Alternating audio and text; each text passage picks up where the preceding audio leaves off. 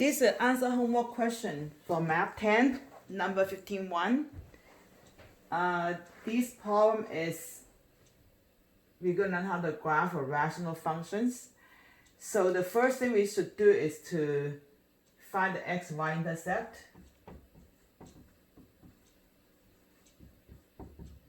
So the x-intercept, that's what?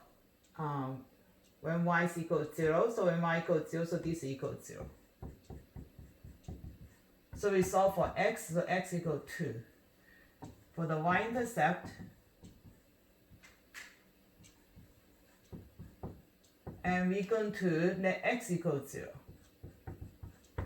X equals 0, 0, 0, 0. So y is equal to -4 divided by -2, so it's equal to 2.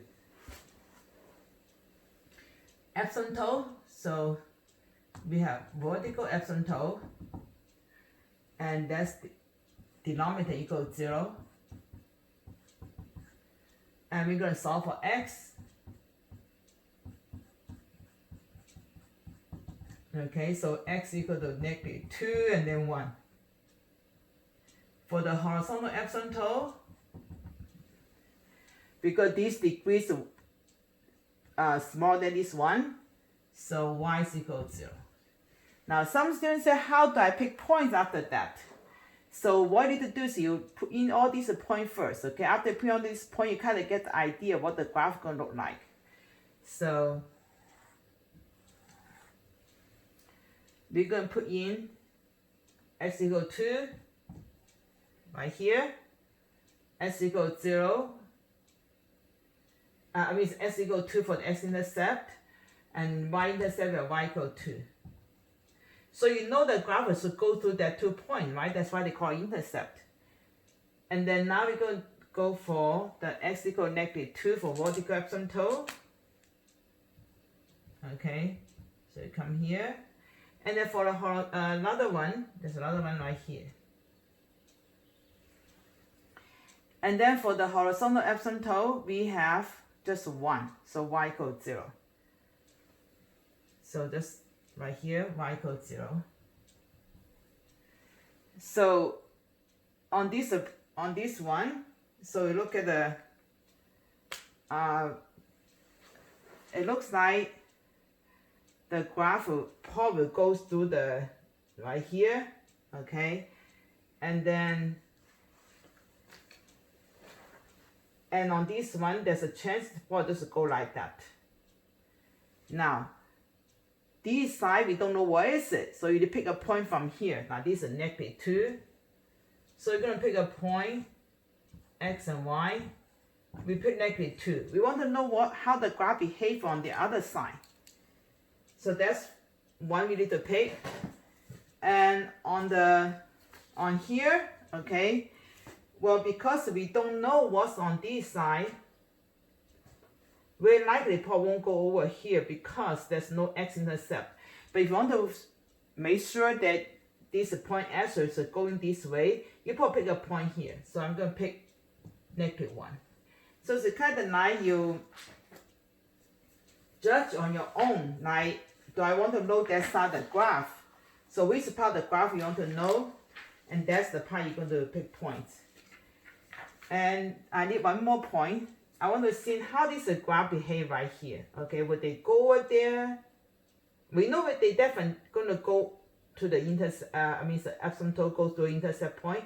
So you want to know is it coming down like this or going up like that. So we're going to pick another point. This is x-intercept here. So we want to pick one more point. So we're going to pick, this is a x equal 2, so I'm going to pick another point. I'm going to pick 3. I want to see how they behave. And now that's, after I pick the points, I'm going to, so after I pick the points, I'm going to put it inside here. So when I pick, oh, I cannot pick -2, I mean -3, I'm sorry. Because -2 is a vertical asymptote. So I pick -3, so -3 here. So that would be -6 minus a 4, so that becomes -10. And then this is -3 squared is 9. minus 3 minus a 2, so this is a positive 4. And this is a negative, so that means you're on the negative side. So that on negative 3, then you're on the negative side. So very likely you're right here. Okay, when it's negative 3, you're going to get negative 10 over 2. So it's like somewhere right here. Don't make it very accurate, as long as you can see the graph is going to be like this. Why they have to write this? That's because they have to that's how they behave on the asymptote. One end they want to go to this asymptote, the horizontal asymptote, rather end they want to go to vertical asymptote. And then on this one, I pick negative 1. I put negative 1 here. That become, so I'm going to erase this part. I put negative 1 here, so that's negative 2 minus a 4 is a 1 minus a 2 minus a 1 minus a 2. So this is a negative 2 here. This is a negative 6. Divided is equal to 3, so that means it is positive. So 3 right here. So it does go this way.